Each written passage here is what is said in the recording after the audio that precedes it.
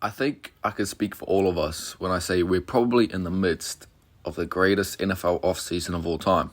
We've seen the names of Tyreek Hill, Devontae Adams, Khalil Mack, Russell Wilson all get traded. And we even seen Tom Brady retire and I'm retire. Before the season started, who would have imagined that would happen this year? It's crazy to think all those players of that stature are all in the same conference. We've seen so many superstars from the NFC all switch over to the AFC. And that's going to bring so much competition from top to bottom. We've all seen what the Chargers have done, what the Raiders have done, what the Dolphins have done. But in my opinion, the Cincinnati Bengals have quietly been having the best offseason out of every single team. And before I go into how they're having the best offseason, I first of all want to just commend them for the amazing season that they just had. Before the season started, who would have actually imagined this team would have gone to the Super Bowl and been one play away from potentially winning? It's so unreal to think of how much they've grown over the past few years. But now let's get to my point. We all know what the glaring weakness was in this team, and that was that disgusting offensive line. Regular and postseason combined, Joe Burrow was sacked a total of 70 times, and that's just absolutely unacceptable, especially because he came off that terrible injury last season. But you got to commend all the work that front office has done to revamp the line, bringing in Alex Kappa, Ted Karras, and Lyle Collins. Now, here's a screenshot of the PFF ratings of last year's offensive line and this year's potential line. Now, I know you have to take PFF rankings and ratings with a grain of salt because it's not really the most reliable thing to use.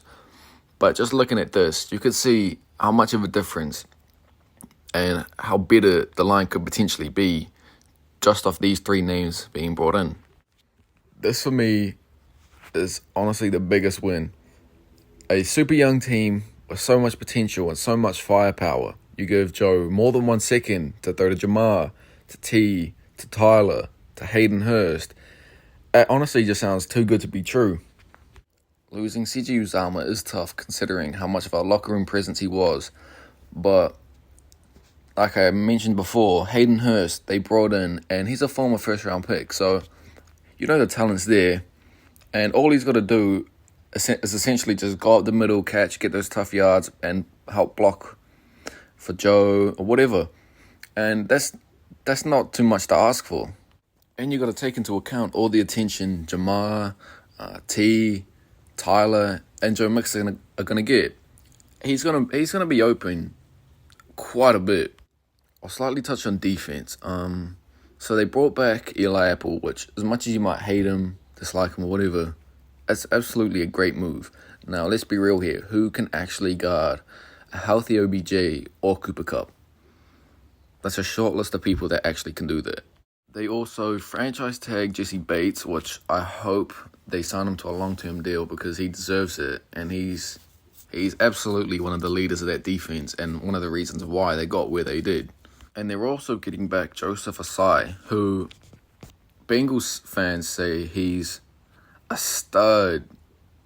Now, I don't know anything about him. I don't really watch college football. I'm probably as casual as it comes to that.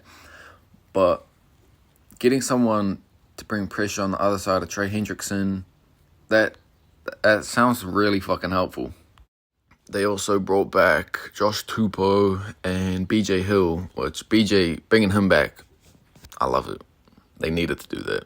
Now, with that being said, the AFC is going to be ridiculously competitive with the Browns getting Deshaun, the Ravens being healthy, Chargers, Raiders, Denver, the Chiefs, the Dolphins, all being super competitive. And I haven't even mentioned the Bills, the Colts, the Titans.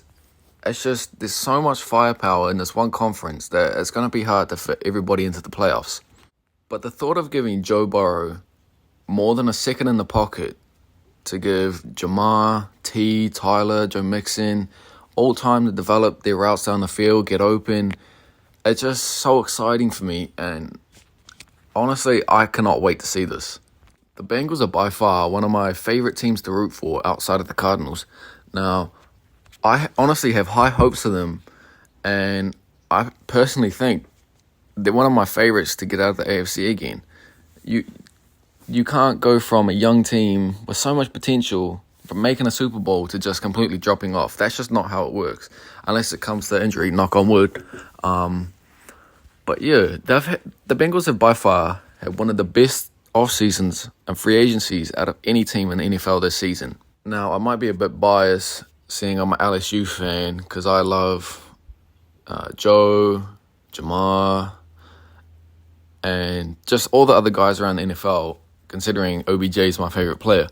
So there might be a bit of bias there, but I 100% wholeheartedly think that the Bengals have had the best offseason. Why don't you all let me know who you think have had the best offseason so far? Personally, I'm saying Cincinnati has. But with that being said, I hope you enjoyed the video. And I'll catch you next time.